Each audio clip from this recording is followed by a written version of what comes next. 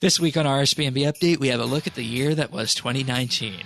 We cover everything from the best skilling, combat, and systems updates to the biggest controversy of the year and the most consequential livestream, amongst other things. Join us for a wild ride.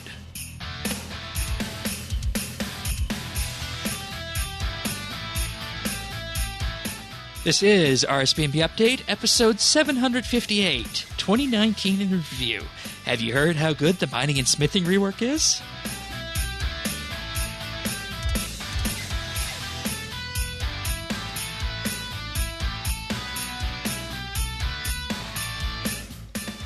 Hello, everybody, and thank you for joining us for another episode of RSBANDB Update. We're on our Christmas scheduling, and, we love to take a bit of a break, kick back, and look at the year that was sometime. Hopefully you guys enjoyed the clip show from last week that I'm sure you guys will get a great deal of enjoyment around. But you know what we wanted to do this week, and can you guys believe we've never done this before? We've never actually had a year in review podcast where we talked about the year that was in RuneScape. And I figured, if there's a year to do it, this is the year to look at 2019. What were you thinking? I mean, I want to take everyone through the highs and the lows that were 2019. Oh, the highs and the lows. Yeah. Because there were definitely some highs and there were definitely some lows. So we want to go through that. But if you're joining us for the first time, you can find full show notes at update.rsbnb.com. I'm Shane12088 in game, and Tanis and Sirion are here this week. Sirion, because we wouldn't be anything without your impressive mind when it comes to analyzing the game mechanics of RuneScape, and you've taught us all so much. Oh. And Tanis and I are here, and we discuss episodes, and hopefully from time to time we hit the note right, and I bet we do, because people enjoy it, what we do, don't they? So far. Yeah.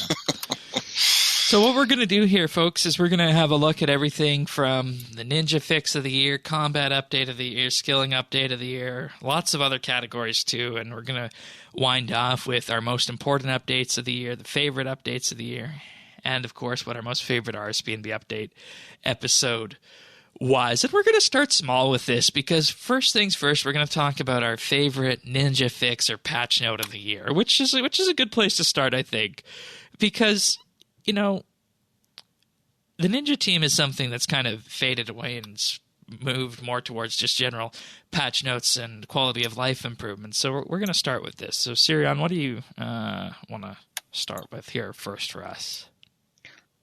Yeah, to me this was a no-brainer. So this year the ninja fix of the year was definitely the package that we got around fire making. All right. For some reason I don't really understand, it's a skill that I like in the game, even though it's not very big and doesn't really do anything. And I liked that they really went out of their way to sort of make something out of it. They added a bunch. They made the skill just nicer with the new fire spirit mechanics, and they actually added some use to it, to incense stick. So that was my ninja fix of the year. Yeah, I made a killing off of the incense sticks, and I mean, fire spirits are just a nice way to add a bit of, I guess you could say, engagement to the fire making skill, which is rather mundane aside from just burning logs and the like. So, yeah. All right. And I never even thought of that as a patch or as a ninja update.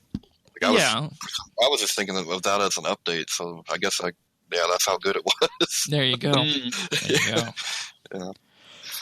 For me, it was going back to episode 740, where we talked about the September mobile updates, but along with that came enhancements to the buff bar.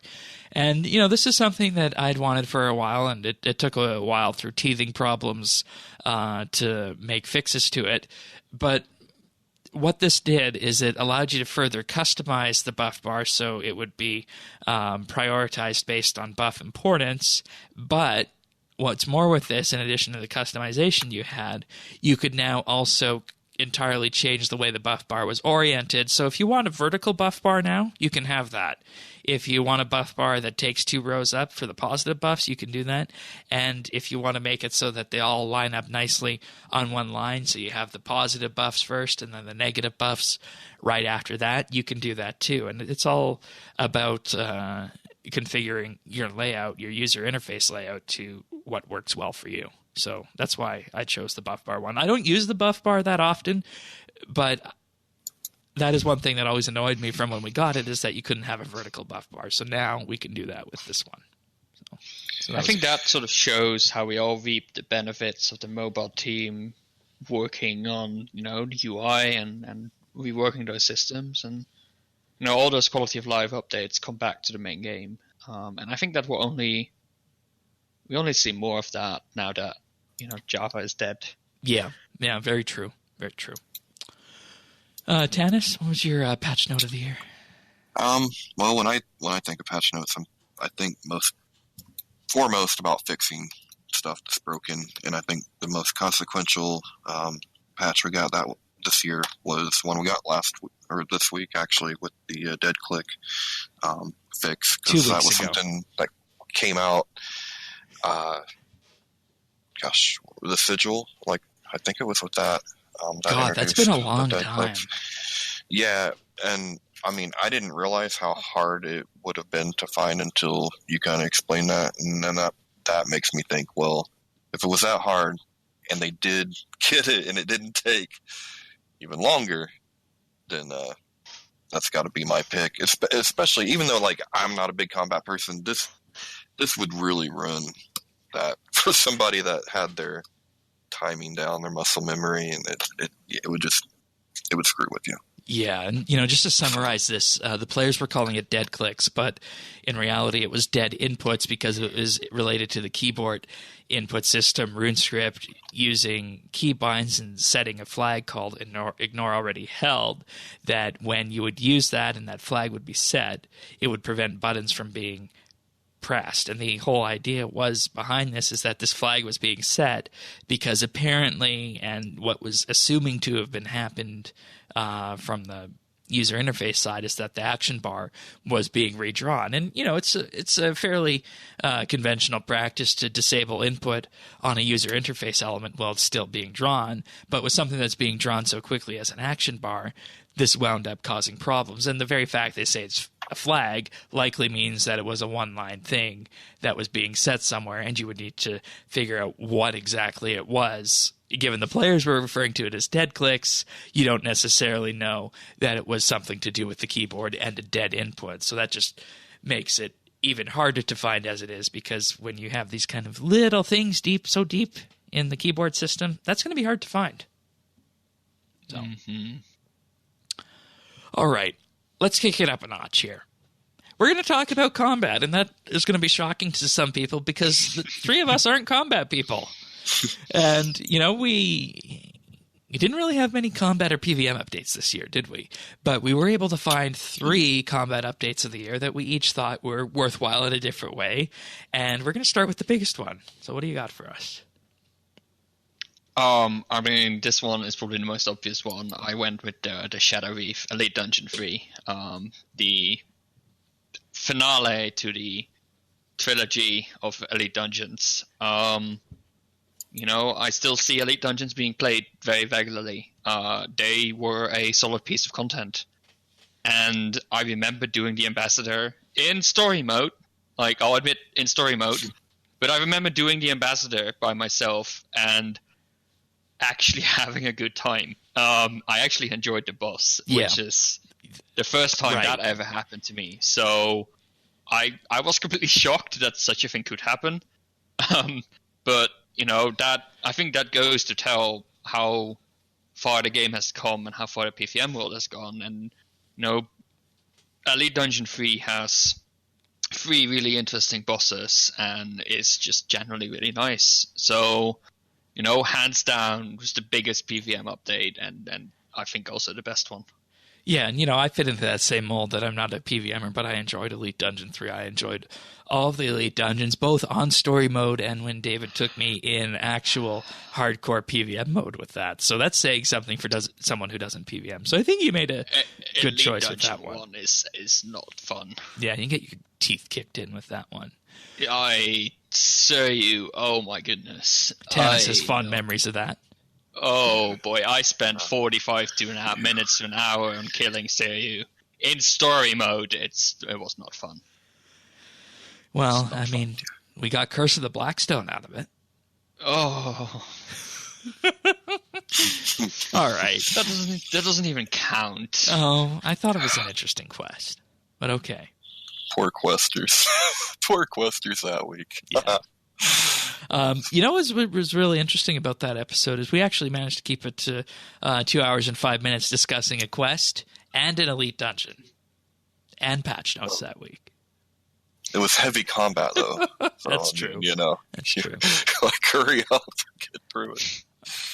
I'm going to take things down to a very small level, and this is an update that came out in September that broke the content drought after Anachronia, which was detailed further on the Maud Osborne episode. But my combat update of the year is the Slayer collection log, because this goes back to when Slayer was first released, and Slayer was released in 2005, January of 2005, and the whole point of the Slayer skill when it came out was to diversify combat and ensure people weren't killing the same thing as everybody else was trying to do, which at the time was Shadow Warriors and the Legends Guild.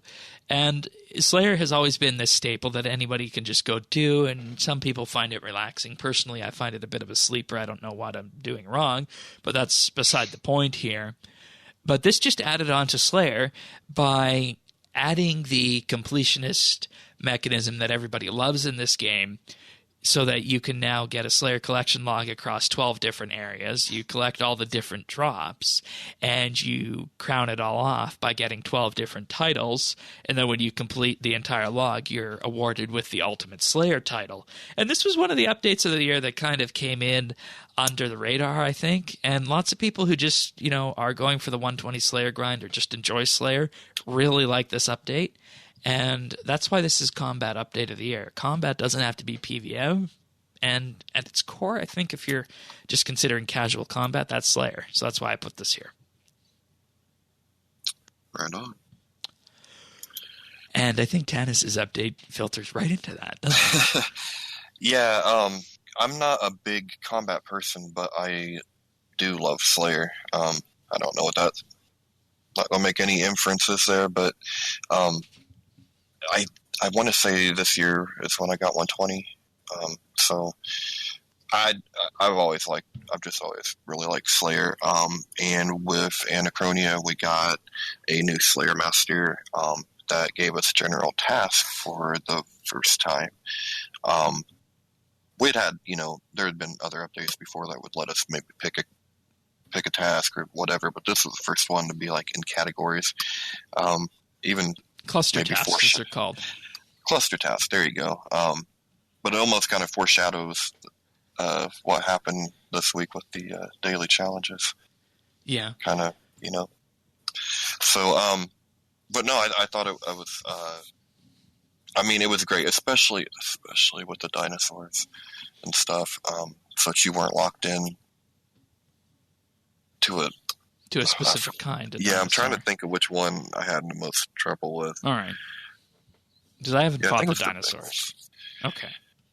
Yeah. All right. And, the Slayer Master on Anachronia also has a good deal of lore associated with her, so that's fun too. And one thing I just want to say and reiterate with Laniakea is that the method of getting Slayer tasks, the cluster task, goes back to when Slayer first came out. Because when Slayer first came out, you might be assigned to go kill giants or dragons or something to that effect, or blue dragons. And you would have the choice of saying, go kill hill giants or fire giants or moss giants or something to that effect. You would get to choose. Yeah. That existed back in the day. What? That had to be, I guess that's for the low levels. It's still there for a low level Slayer. You can get assigned giants or blue dragons, and you can choose whether you do the big blue dragons or the baby blue dragons. That's crazy. Feels like a lifetime ago. Yeah. And that's why this was a very fun thing for me, is because this takes that idea that was so key to low-level Slayer and brings it up to the high tiers with it. So I just wanted to add that in. Yeah, no, I didn't. I don't know. I need to start another alt because I'm forgetting all of this early content. Yeah, ask me how I remember it from 14 years ago, only doing it once. Yeah. All right. Next one is going to be skilling update of the year, and this one was no contest for the three of us. We all picked this one unanimously, and I imagine this would be the way going in, and that is the mining and smithing rework back on episode 706 back in January. Such a great update. Such a great update. Still a great update. It is one of these updates that, thinking about like, okay, what's my favorite update of the year? It wasn't the first thing that popped to mind because I had almost forgotten it came out in 2019. It has integrated itself so well in the rest of the game. It feels like a natural part of it. It feels right. It is enjoyable. And, I think the best content is the content you don't notice, right? Like the content that fits so well with the rest that it isn't like an eyesore that sticks out. Like it's the thing that is just there and it's fun.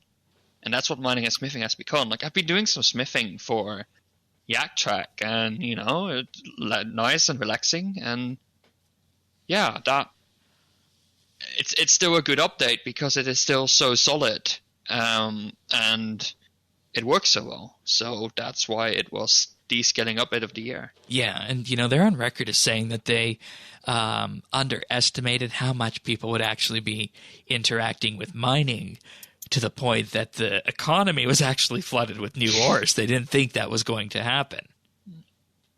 And we're in the position where an Anamica rock is 4K at this time. So and then there's the whole Stone Spirit discussion, which we'll be getting a dev blog on in the new year with numbers and whatnot. So we'll put that one off to the side. But, one of the things that really stuck out to me with the mining and smithing rework was the accessibility behind it. Because if you're mining, you can either do it visually or following the audio cues, depending on and using that to figure out how much stamina you have with either the different colored sparks that come out of the rock or the sound that the rock makes.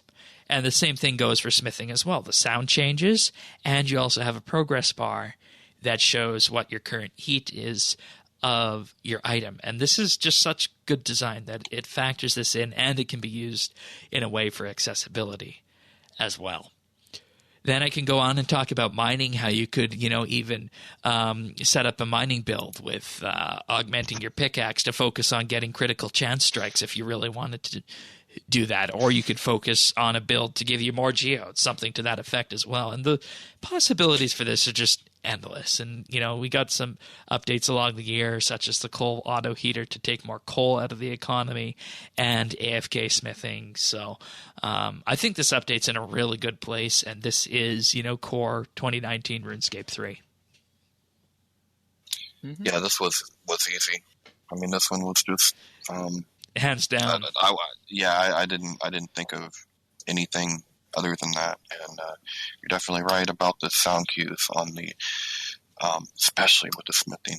It's what helps you keep your heat up. So, and it feels so natural, doesn't it, and intuitive. Yeah.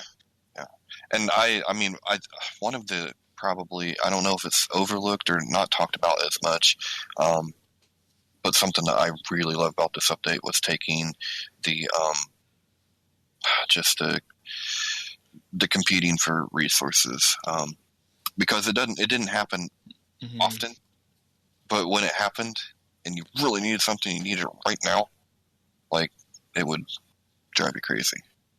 Yeah, I remember the old days where, the coal rocks would also always be swamped, and it was literally like who clicked the first and then got lucky because it was all random chance, right?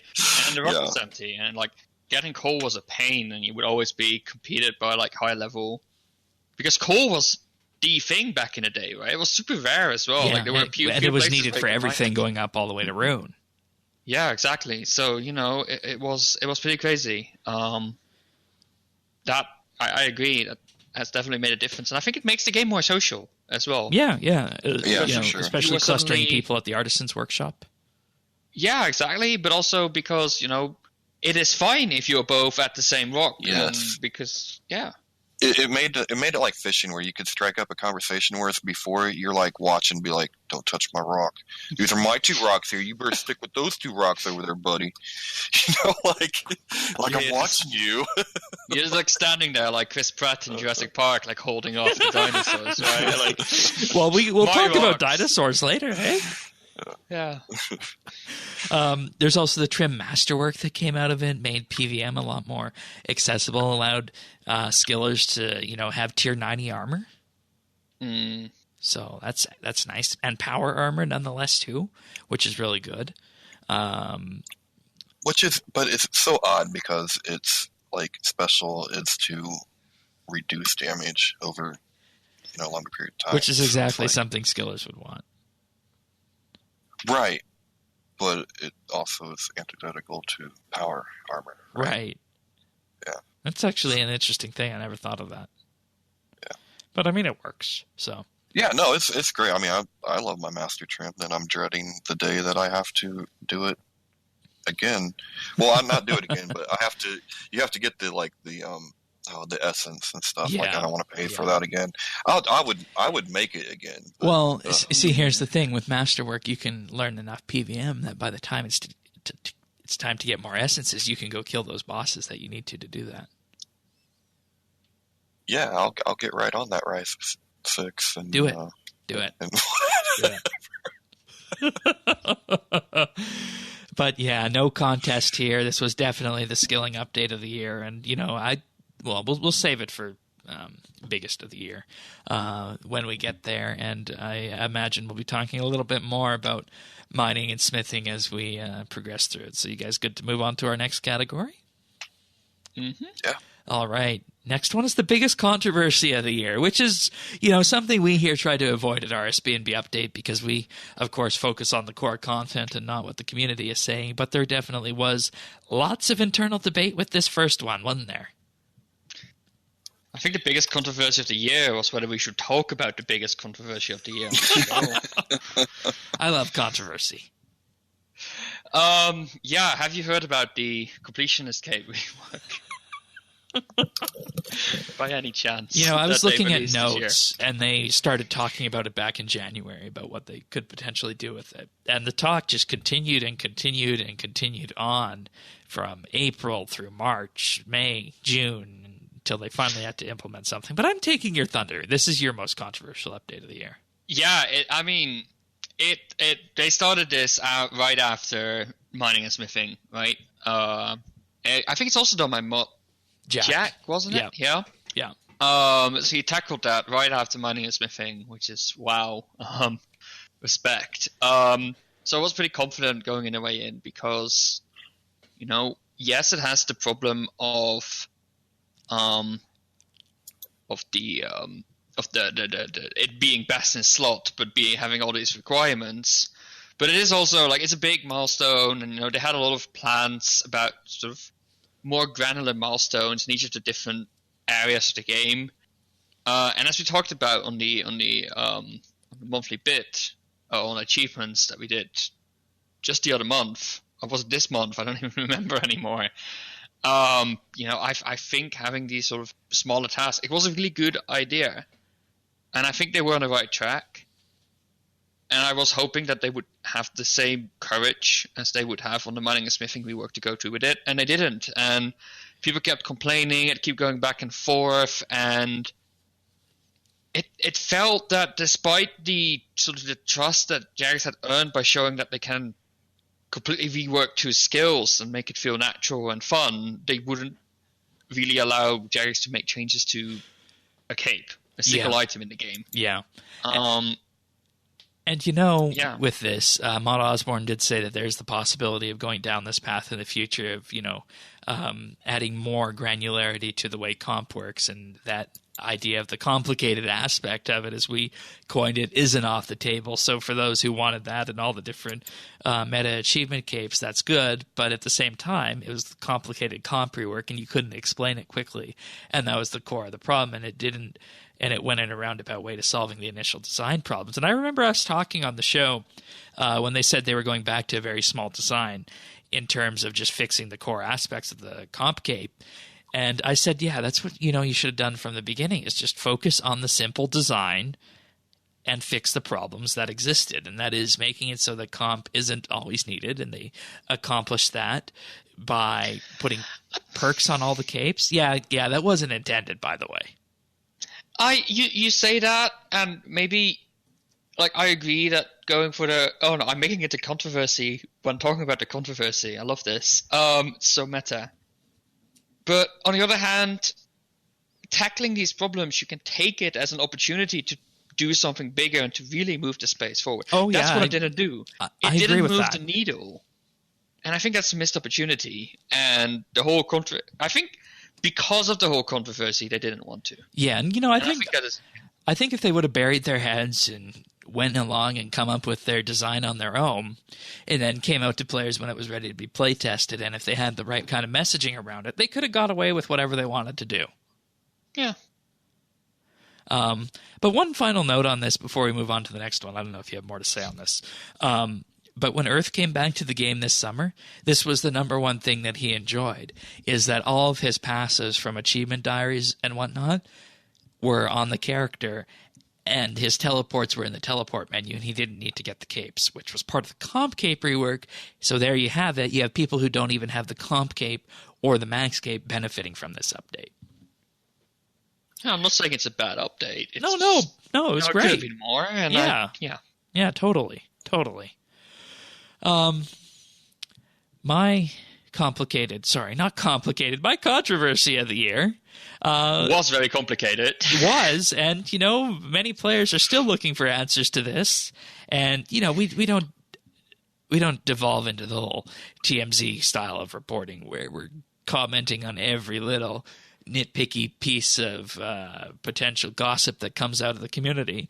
But one of the things that came up was, why are there so many JMods leaving? And, we've talked about this before, especially in our game dev monthly bit, that the games industry has a high turnover rate. And, many of these people who were leaving Jagex were there for years. And there comes a point in someone's life where you want to look on to a new challenge and determine if you want to keep beating the same drum. And that's what we attribute it to. Obviously, it's up to the individual JMods leaving what they have to say. But this was something that keeps coming up and has even been coming up recently in the last week or so about a couple of JMods that have left. That's, why is everyone leaving? Is there something wrong in the company? And, we make that assertion here that, at least on the content side, everything seems peachy. Everything on the financial side is peachy. At least now it is, as we're on the upswing now. But, Dennis, we were on this episode and you said, it was the Cambridge mob.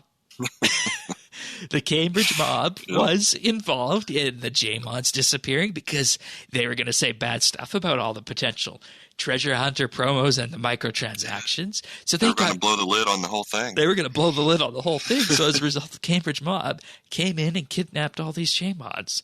And this is what we have said is the general container for everything controversy internally that we don't have answers to, that the players love talking about: treasure hunter promos, microtransactions, JMods leaving, and the like. Questions about where the updates are. It's the Cambridge mob.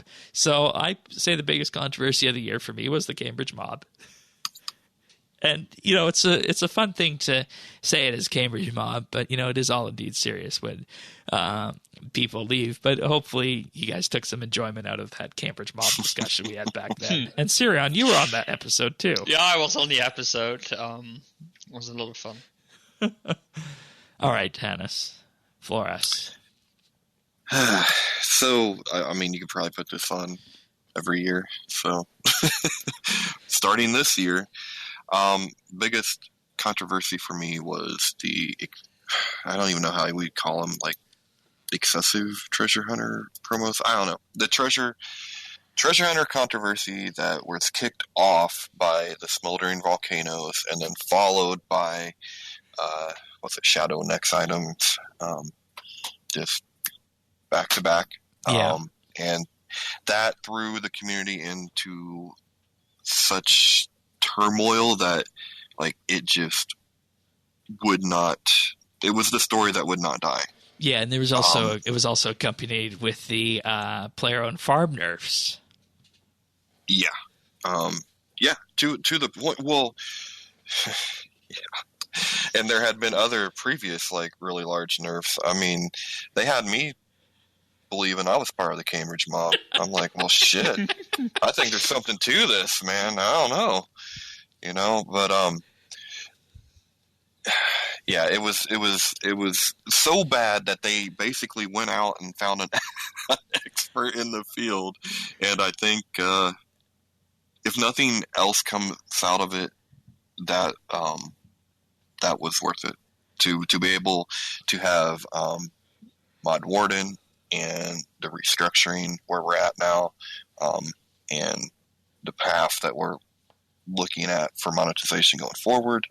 I guess you have to. What do they say? The pain before it gets better. Yeah. All right. It was just accelerated as well by the lack of actual updates, right? Like, yes, just the Live Ops team was just churning out these updates. The Live Ops team was too good compared to the other company, and not that the other teams are bad. It's just things happen, things get delayed. It's very natural, but it didn't happen to the Live Ops team. So, and no one seemed to like put the brakes on to think about what it looked like. And see, that's the thing. It doesn't matter if this is intended or if it wasn't intended, or they're out to get every last dime from you, or they're not. If people start thinking that, if it looks like that, then you're better off to just put the brakes on a little bit. Yeah. I mean, and that's what they ended up doing, which is great. I mean, I guess this all led to the better place we're at now with, I think, some updates we'll be talking about here later. But I don't know. Like I said, I guess we had to go through the pain to get to here. But definitely for me, the biggest controversy of the week of the year, because it just went on week after week after week. I remember coming into the ship being like, and Shane's just like, I don't want to talk about Treasure Hunter this week. Yeah, no one does. We got to. Yeah. It's just like, well, it happened. and we'll also go into this in Pick of the Year as to how we were able to manage this and whatnot. But they are on record as saying that it was bad timing releasing those with the farm, and they had to put the Virtus items in because people weren't interested in the chaotics. So they just needed to spice it up a little bit on the table there. Yeah. So that's what it was in the end, right? Just some bad timing, just some people who didn't really think about this. You have one update and you have another update, you want to both roll them out, and then you realize afterwards, like, oh, put it together could potentially create an image that we didn't want to give. And I think that all comes down to having a strong PR team sort of managing all this. Yep, you hit the nail on the head there. Well, and you didn't have to be Alex Jones to think that you saw a conspiracy here. I mean, we did have clips on the clip show where we equated certain aspects of the community to InfoWars. Well, yeah, I guess I was a listener because, I mean, it was such bad timing. You really wouldn't think that is possible to botch timing so bad that it makes it look like you're intentionally doing these things. And, this goes on to our next topic, the most consequential live streams. And, these all cluster around one aspect. So we'll let Sirion take this one away. Then Tanis and I will jump in after the fact. Yeah, so things are changing around Jagex quite a lot in the last few months. And this sort of started kicking off after Runefest. You know, we suddenly heard that, you know, there's a new executive producer in town, or a new boss in town, I guess. And Mott Warden showed up and introduced himself. And I think generally what we've seen is super positive. This is a guy who seems to know what he's doing.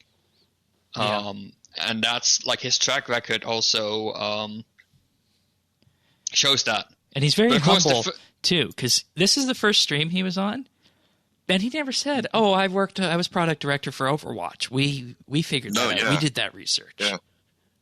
No, yeah, exactly. And I think he wants to show what he can do by doing it. He doesn't want to have past experience to speak for how good he is. He wants to do good and make that the evidence that action. Exactly. And, you know, yeah, like the fire test is the first time you're live on stream, right? And I think he handled it really well. So I think this is an era of change. You know, we have the announcement he made about what he's going to do over the next year, basically. You know, he wants to uproot the whole thing, and he is there to make some noise and to throw things over. And I think it started with this live stream, the one where he came on first and started talking about this stuff. And that's why I think it's the most consequential live stream, because I think this is the start of a new era. I almost want to say this is the start of RuneScape 4, which, like, it's gonna trigger some people probably. You know, I would have actually put that back to the tail end of 2018. Perhaps, but I think this is where Warden really comes in and really starts taking the reign. And it is really funny because I think just a couple of months before that, we were talking about that, you know, the game needs someone to take the reins, like strong leader, provide a big vision, and push the game in one direction for a prolonged period of time. That's what I said. And stick with it, because every year it was something else, like a new strategy that Jagex was doing. And I said they need one person to just pull the company in the same direction for like 5 years. That's because change takes time. And it looks that with Mott Warden, that is what they have now. They have someone to achieve that, which is like, that makes me so happy, because like I asked for it and they delivered. And it's rapid change too that we're seeing. It is rapid change, but don't be mistaken. It's going to still take a lot of time, because there is a lot of legacy, and change can be slowed down by a lot of stuff. So, you know, I think it's going to take time, but, you know, it's like that moment he was on stream and he, like, that's when you can really gauge someone. That's when the glass broke. And that's when it clicked, and I'm like, okay, that's going to happen now. That's making me happy. So I think they really sort of that kept the energy of Runefest just really high. Yeah, and you know, when we were looking at this, you know, there was lots of questions about what it was going to be, and when we were moving through this, you know, we saw he had that email address that he set up where he's actually replying to people with the emails that they sent in. And because of this, you know, I just felt this feeling of, okay, this is the management we've been looking for. We're going to be okay. We're in a new direction. And based on how the microtransaction stuff is going combined with this new direction, I haven't been this excited for a RuneScape year in a long time. So, very good. So that was episode 749. Mine was episode 751, yakking about the yak track. And, you know, with this, it was the monetization Q&A follow-up with Mod Mike and Mod Warden. Because prior to this, they had the live stream where, you know, Mod Mike was on, and, you know, some people questioned whether or not he was human. But they... And because it was such a contrast, because, like, that was the first time we were being introduced to Mod Warden, right? Or was that... that was the second time. That's the second time, but that's the first time like he was like there for the whole thing. Did the whole anyway. Yeah. Oh, okay. I thought you were going to. But in any case, with this, this was a live stream that it really set the direction for things going forward, so much so that I think this was the episode, or it might have been the following week where they talked about this. And we actually restructured the live stream in such a way so that it was going to be presented better. And, this is why we call it consequential, because the entire strategy for the future in terms of monetization was there. It was laid out, but it just wasn't presented in the right way. And had it have been presented in that different way, we would have been having an entirely different conversation about that. And it was this follow-up that reoriented everything and put us on the right path. Yeah. It's almost hard to pick which one out of those two, because they're almost kind of like they're almost the same. Yeah, they came out, and I mean, almost every mistake you could have possibly made in a live stream about monetization was made. And I honestly, I thought we'll never see Mike again. I'm like, they're going to put him in the basement. We're never going to see this guy again. And I'll be damned. The very next week, they came out. He was with them, and they did such a good job. Like, I mean, I'm sure it didn't have anything to do with our restructuring, but I mean, they did a pretty good job, and it seemed to follow the script right on. And I was like, wow, my Mike's he's kind of like a Rocky here. He just took a beating and came right back and impressed me. Yeah, that takes a certain courage as well. Right? Yeah, it does. It does. Like, come back, retry, and don't. And I think that it's a good thing. And I mean, even we said the stream on 750 when they talked about monetization was utter garbage in the way it was carried out. And so much so that this was the first time I ever felt like restructuring one of their live streams, which we did on 750. Because, in many ways, our show is the same way as one of their live streams is, except we're not interacting with an audience live. We gather the content and produce it and put it together. So it was pretty much the same thing as putting together a segment for the podcast. And then on 751, they come out, and this is the episode, the live stream we're highlighting as the most consequential, because this, combined with Mod Warden, I think, and the announcement of Yak Track, was the thing that put us back on the upward tick going into 2020. So that's why I say 751 was the most consequential live stream. Right, because they came out, they were clear, they said what they were doing, what they did wrong, plan, what they did wrong. Yeah, and it wasn't. We didn't get a half hour of I know, but the other companies are worse, guys. Which is what they did the week before. This time they just we got it. We made mistakes.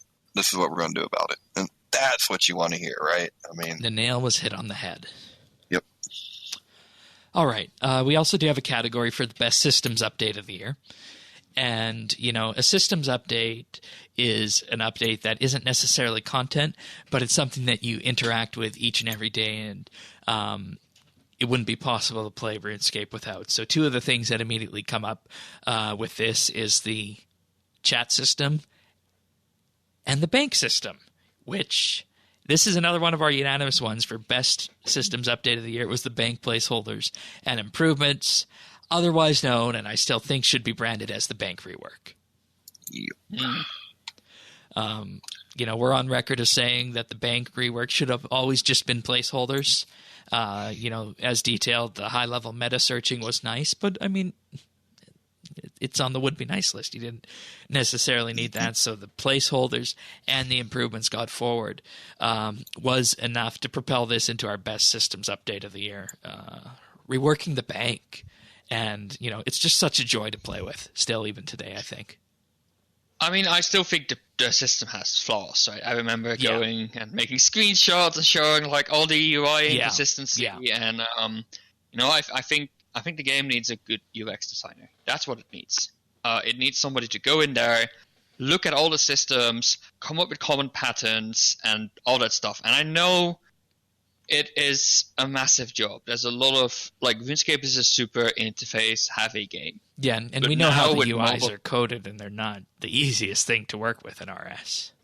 No, I know, but like mobile is, I feel, the opportunity to go in and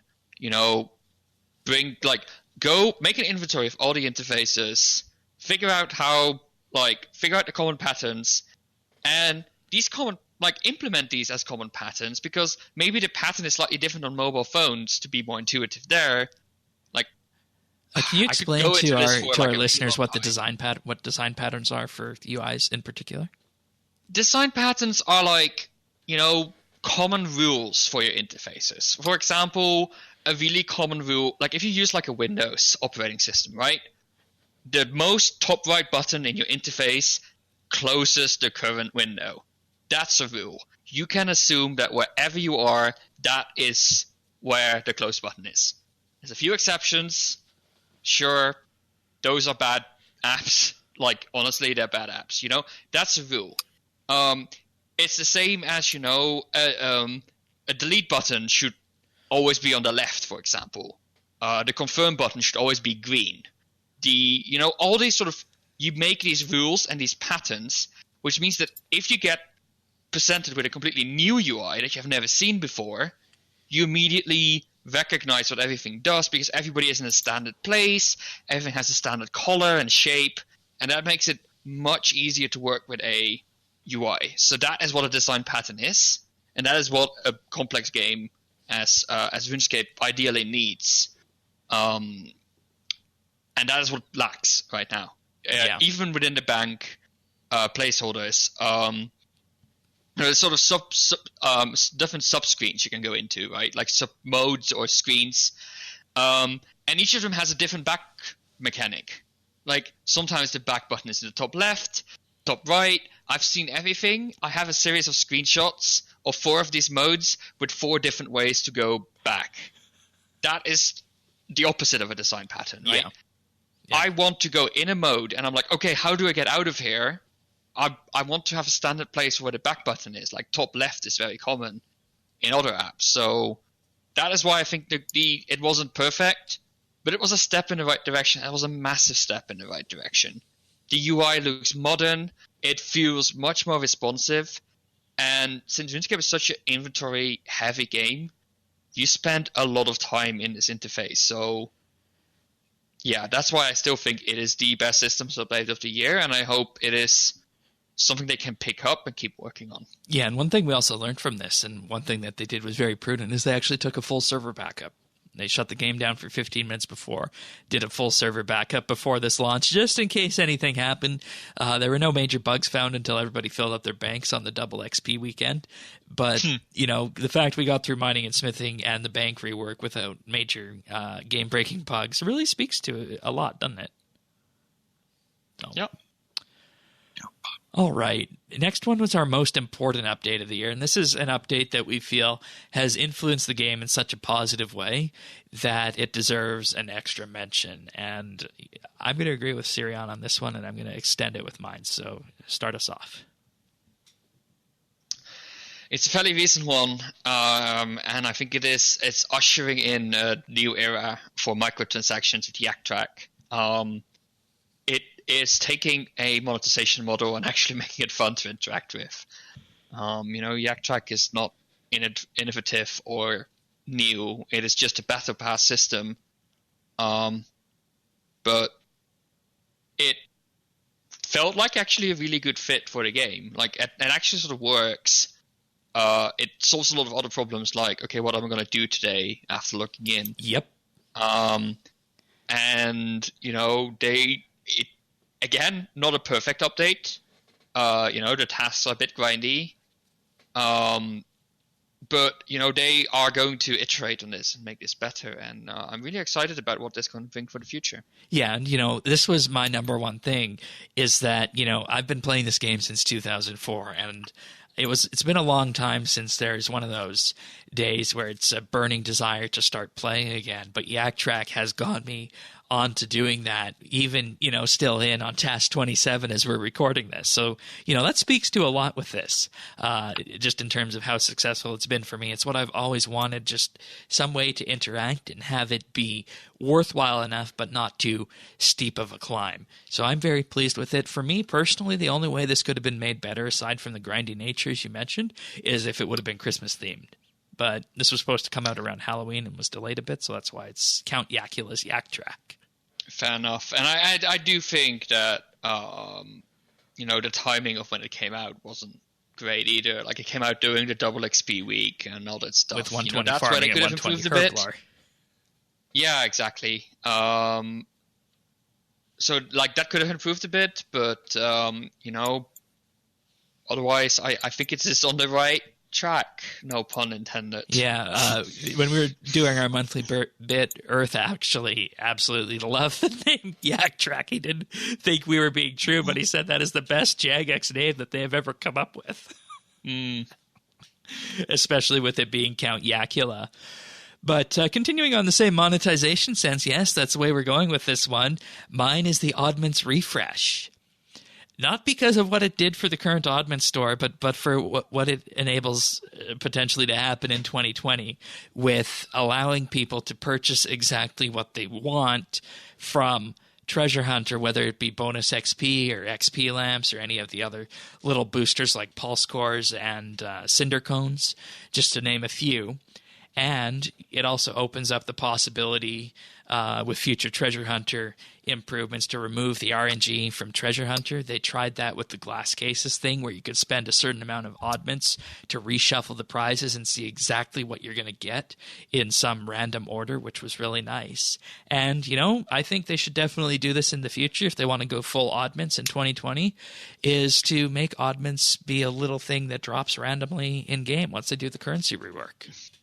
It's going to be super interesting because, moving from this loot box and random chance to certainty, we've seen what it has done for the other games. And I think we have our biggest controversy of 2020 lining up here because, as soon as you no longer have to spend money on things you don't want, which is what gambling does, really. Like loot box mechanic makes you spend money on the things you don't want before you get the thing you want.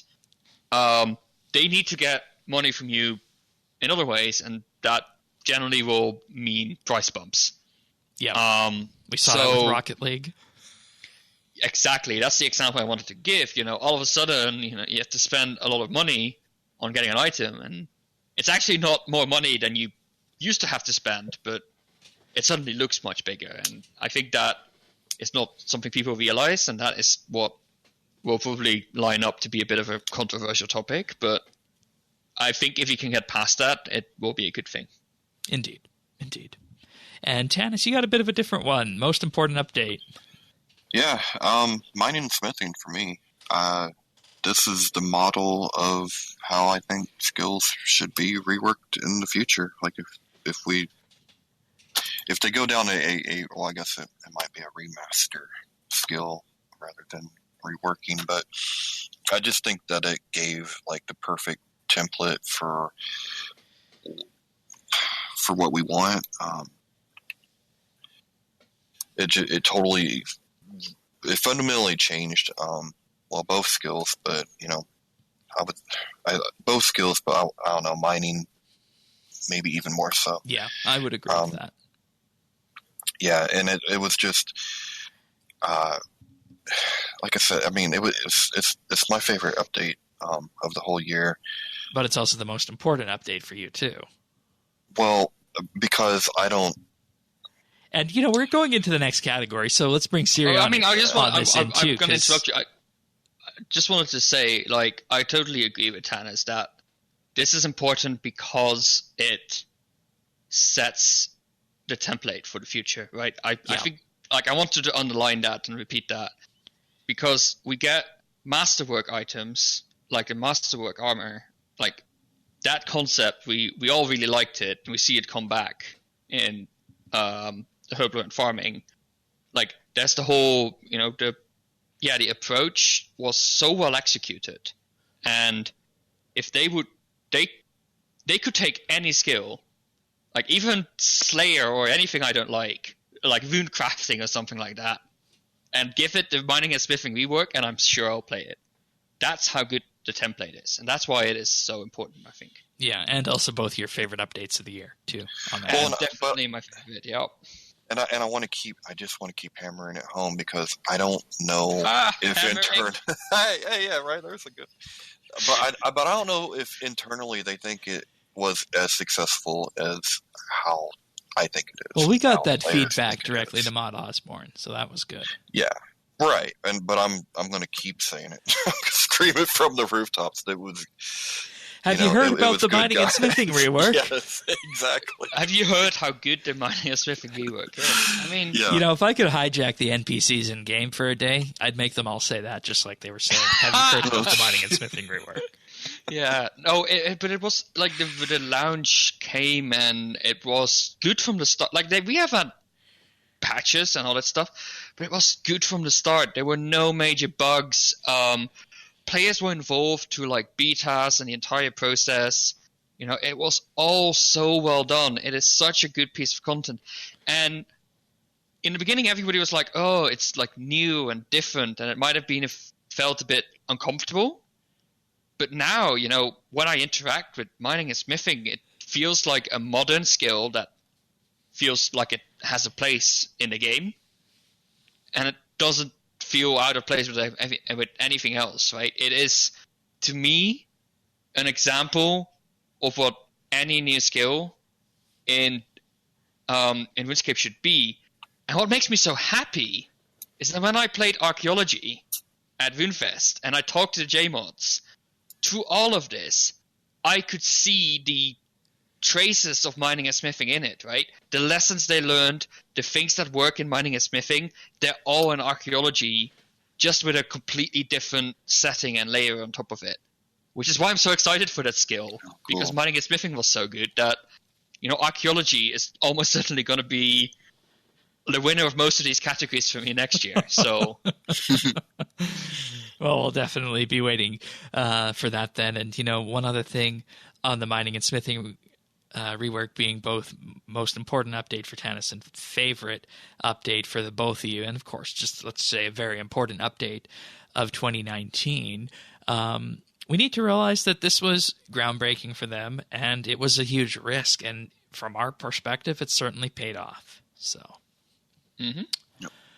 So we'll say, have you heard how great the mining and smithing rework is? Yeah. All right. My favorite update's a bit different. It's very close to home for me. It is, of course, Farming 120 and Herbler 120.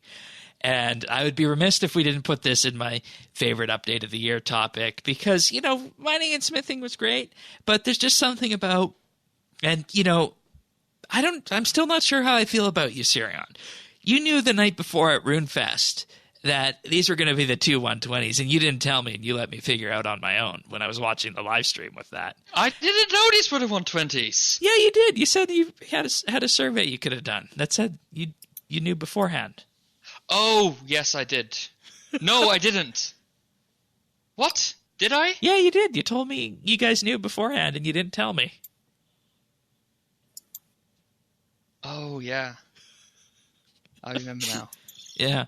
But, they were a huge shock. We were anticipating construction and summoning, but, 120 farming and 120 herbal are two things people didn't realize. But with the huge success that was the player-owned farm, that makes sense. And then Herblore was a natural extension off of that. And for me, it just comes back to the ecosystem of these two skills, how tightly farming was intertwined with itself beforehand, and the fact that it is now intertwined so tightly with Herblore, especially the high-level potions like Power Bursts and whatnot. You cannot make those without interacting with 120 farming, and I really appreciate that ecosystem for the skillers that was created in this. And David talked about the PVM side of it, how it didn't need to fundamentally upend the way the PVM meta worked. It was just here. And once again, I feel that these were two perfectly executed skills. I'm still enjoying it. I'm still working on my ranch.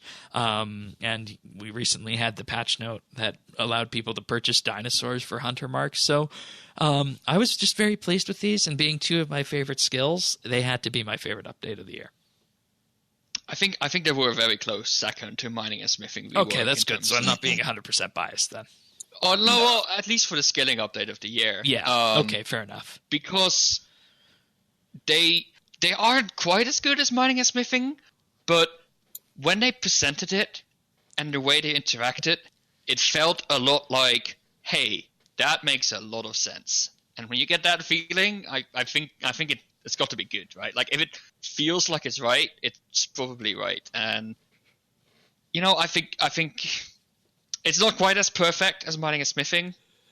I think the masterwork item takes probably way too much time to make. Like, for the I think value they associated with it, yeah. Yeah, exactly. Like, I think that could have been a bit better, and they made it fairly complicated as well. I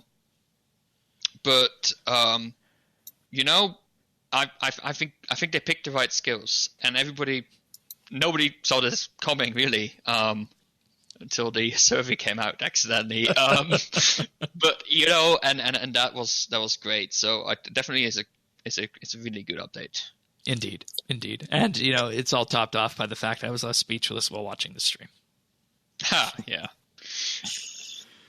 All right, let's move on then to our favorite RSBANB update episode. And this one goes back to RuneFest, your favorite update, our RSBANB update episode, Sirion, episode 745. RuneFest 2019, an absolute unit. RuneFest episode. I have done the post RuneFest episode for the last 3 years, and they are weird. They are always weird because there's a lot of impressions that you go to at RuneFest.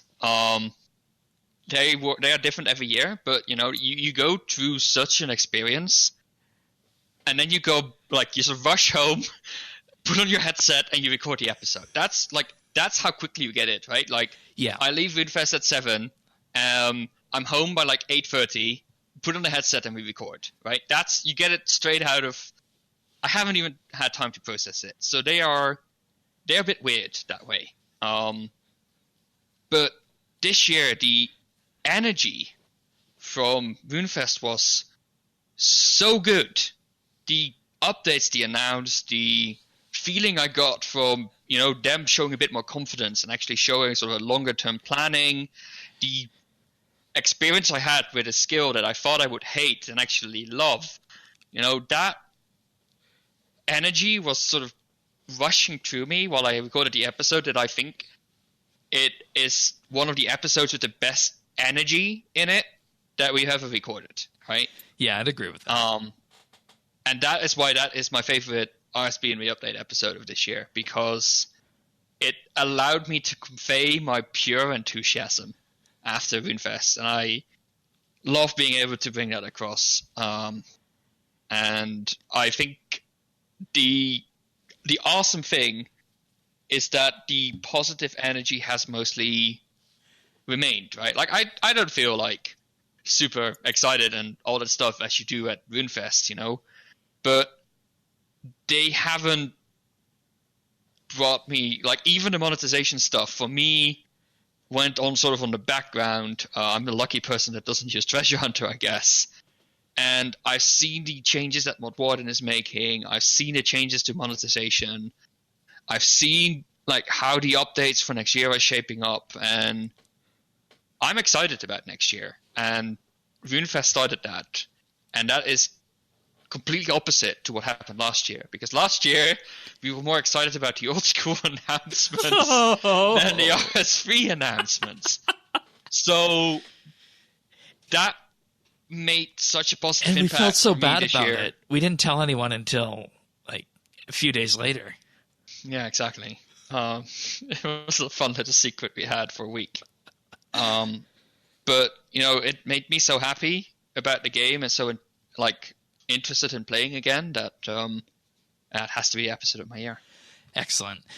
Mine goes back to the launch of Anachronia, episode 732, Fossil Island, Out of Time, mainly because all of our theories put together were confirmed that, we're getting Fossil Island, but it's not the Fossil Island old school has. And it was a Fossil Island that we're seeing through a different lens, probably through the needle, that we're seeing it in the past, even though we're in the future, something to do with those clouds, something that we can only imagine will be explained in desperate measures. And, this was just a fun moment for us, all of us here at the podcast, to have predicted this and oh my God, we were right about this. So that, and of course, I think I should say, it goes without saying, you got this entire new landmass that who remembers the last time that happened too. So it was just a really fun episode to record. And, I think it'll be consequential going into next year when we get desperate measures. So I enjoyed that one. And I don't know, Tanis, did you enjoy that one too? Because, we talked about hunter nerfs. Well, I didn't have the same enjoyment you did, Shane.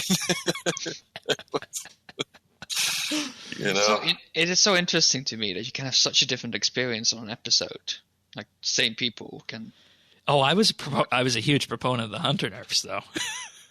Shane's never seen a nerf he didn't like. I've never seen one I did. So, yeah. So, episode 732, Fossil Island, Out of Time. And, I think Tanis has probably chosen one of the most important RSBANDB update episodes of 2019 for your favorites. So which is that?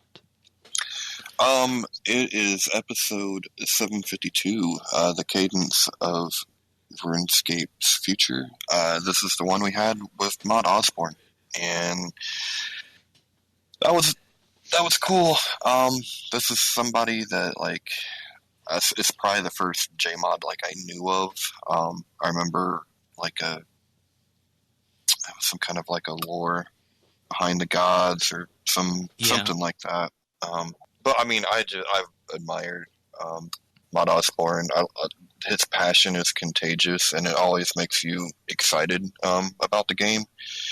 And so to have him on and explain how this drought of content happened in this, it was just this perfect storm of bad circumstances, it seems like. And have him walk us through that, I thought was really eye-opening and really appreciated, because you don't always hear the side, you don't hear what's going on or what could have been. Yeah, and that was the best part for me, hearing what the alternate summer could have looked like, and that he talked so openly about that. Yeah, and it's funny because after that episode, even though it was a great episode, but you start looking back and you're like, it didn't seem as big of a deal now as it did at the time. You know what I mean? Because well, I don't know if you want to talk about how you felt, inform the listeners how you felt before the episode. Before the Mod Osborne episode. A little nervous. Yeah. A little nervous on that one. Yeah, I was. It was this. Well, this was a. It was a big deal. And like I said, he's someone that I've admired because, like I said, he's just so passionate about the game. I know he wrote "You Are It" and The Needle Skips. So in the Needle Skips, you know what I mean, and so I admire the writing. It's just I couldn't have imagined for a better. Another person that we could have talked to that I would have been, that would have been better for me, because this was just perfect. Yeah, and when we had Mod Porky on as well and Mod Osborne, it says something that both of them you stayed with us for the entire show, which, is the true RSBANDB update experience, and even read out some of our listeners' achievements, which is a really special thing in itself. And we gave them both the pick of the week as well. So it was a great honor to have both of them on the show this year, and I'm glad you picked this as one of your favorite episodes of the year. Yeah, well, I mean, this one's hard because there's so many, I could have went. Mod Porky episode was great because that was about special effect too. Yes, so I mean, it was really hard to decide, and then and then there was a tier kind of under that were, what I would consider really controversial episodes that I actually really liked, because they were they were uncomfortable, but boy, it was good. And I knew they were good, at the time. So, but yeah, nothing could top Mod Osborne for me. Yeah, I mean, I stand one step away because I'm not on every week, right? And it's definitely felt that this year was interesting. The RuneScape year was interesting. It was a roller coaster, just like the decade from 2010 to 2019 was. Yes, but this year specifically was there was so much happening, and I think there are so many ways that we could have gone, or you could have gone about this, and I think over the year we have also. I think we've put down a really, really good piece of work. All the episodes, I think, were really solid. And I think we've also grown as content producers, too, in terms of how we can flesh things out and reach the core of the matter. I think especially this year, we've had to, I've been on some shows that were not... The alternate was to turn it into a flame fest, and I don't like doing that. No, but I think some of the episodes were actually quite hard to produce because we had to sort of think about what we wanted to. Yeah. At least the shows I were on, I can only speak to those, of course. Because we're wearing the hat of a RuneScape player primarily, but I also have the hat of representing a fan site that's been around since 2004. We also have the hat of ensuring that our dedicated listeners who are players aren't forgotten, but we also have the hat of making sure that information is presented in a way to Jagex, ensuring that it is digestible and actionable. Yeah, and I think I don't want to toot my own horn, but I can just say you did a really good job because I wasn't on most of the time. And get away with that, but I don't know. But I think the podcast has had a great year overall, and and it comes down to the entire production team for making the actual episodes happen, but also, of course, the listener base for allowing us to do what we do. But I'm getting ahead of myself. We have one more segment to talk about before we get into all that sappy stuff. Let's do pick of the year first. Sirion, you're up. I went through the picks of the year this year, and I actually noticed something. I actually noticed that two of my picks were remarkably similar to each other. Because unbeknownst to myself, I had actually had two picks.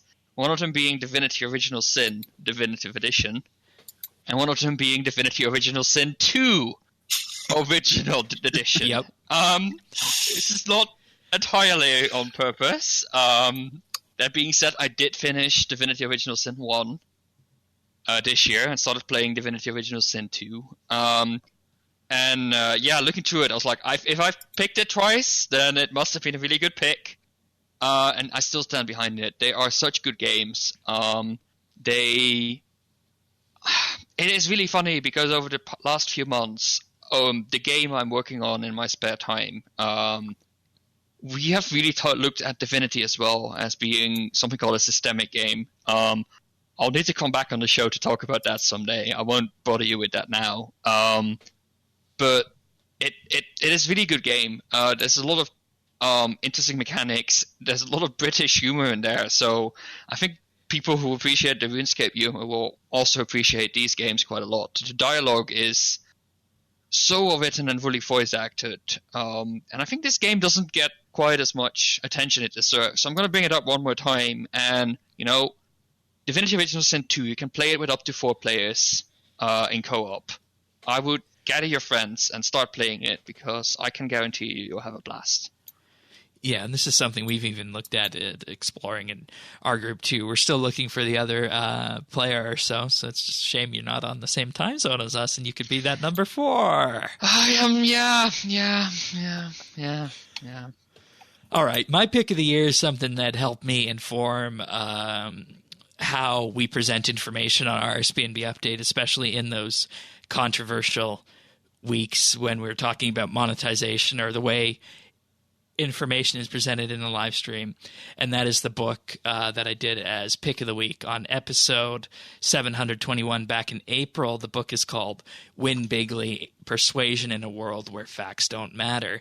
And, based on the title and the graphic on the front, you would think that this is a book about the Trump administration. But more than that, it's a book on persuasion and how in the modern world, if you're talented enough, you can make anyone believe anything where facts don't matter. And we've used this as a blueprint several times this year when talking about various live streams and various information that's been presented, or at times where the community is getting angered about one specific update. We use this a lot during the CompCape rework in terms of some of the techniques of reframing in this book in order to meet and match where the community was at and explain a different viewpoint and hopefully have some effect on our listeners with this. So if this kind of thing sounds interesting to you in terms of how to communicate and how to get the facts across, you should definitely have a read through this book. And the link will be in the show notes for all of these picks at update.rsbnb.com. All right, Tanis. Well, I couldn't resist the chance to have a Star Wars pick for the last pick of the year, just for shame. So Disney Plus is is my pick of the my pick of the year. Not only for The Mandalorian, although if you haven't seen The Mandalorian, I don't know what you're doing with your life. You need to watch it. It's so good. I could tell you what I do in my life, and not having seen it. I live in a country where Disney Plus is not available. Oh, but at least you get to. But do you get to live vicariously through the memes, right? I can enjoy the memes. Yes, okay. I can enjoy the memes. So there you go. But I mean, even more than that, it's changed my routine at night a lot of times now. Like I never really watched TV or movies, or I just didn't really do that. I was a gamer. I play games or read books. That's really about it. And with Disney Plus, I started watching Marvel's, all the Marvel movies, because I had never actually seen any before, except for Infinity War. You're doing an MCU marathon. Oh, that's amazing. It's been so fun. Like, they are really I didn't good realize movies. how good. Yeah, I didn't They're realize really how good they were. And so I've been like watching them, and then I'm like, okay, well, on break we're gonna have to watch this one, and I'm like, I was telling my wife, I'm like, oh, we all gotta watch Ant-Man because I think my daughter can handle that one. That's cool. We gotta watch it. It's so cool, Ant-Man is really good. Yeah. Oh, I loved it, and so that's it. And not only that, but like it also has like all this classic stuff that I grew up with and watched as a kid, and so can introduce my daughter to a whole like a new generation to all these awesome cartoons and stuff. Like as soon as we got it, I'm like, oh, we gotta look up DuckTales. Oh yeah. It's no, Looney Tunes is not Disney, is it? No, but I was looking up the old DuckTales and Gargoyles and just all that stuff when I was a kid, and that's why it's my pick of the year. I have so many reasons. All right. Sounds good. And, that concludes this episode of RSBANDB Update. And, it's coming out January 3rd, so we're already in 2020 at this point. But it was a good look back at 2019, and 2020 is shaping up to be very, very interesting with everything we got on the docket. And, I said this when we were talking about our previous segment that, this podcast wouldn't be possible without, of course, the listeners and everybody who's so dedicated in terms of listening, sending messages of support, whether it be on game or supporting us through Patreon. We do appreciate each and every one of you that listens to the show. And so we'll just say thank you for that. And of course, these people don't get enough credit behind the scenes, but there's weeks that go by where we ask Sirion what he thinks about an update, Tycho, David, Alex, pretty much anybody who has been on an episode of RSBANDB Update in the past. Everybody, aside from us talking up at the front here, does have an impact on these shows. So big thank you to them as well, and they all get a pat on the back too. So that's it for 2019. I love it when people like to interact with our listeners, like in Discord. So, if you haven't joined the RSBANDB Discord yet, do join it. I don't know the address. RSBANDB.com/Discord. There you go. RSBANDB.com/Discord. I do recommend to join because, all the producers and your favorite hosts are hanging out there and happy to engage. So, if you listen to a show and you're like, nope, they got it completely wrong, please tell us. I am always excited to enter that discussion. And, I think that holds for all of us. So, thanks for letting us come on air and talk about what we care about. For sure. Yeah, I appreciate everything everyone has done this year. And, totally join us. Join Discord. Talk about what we get right or wrong. Or hell, that's been one of my favorite things of the year.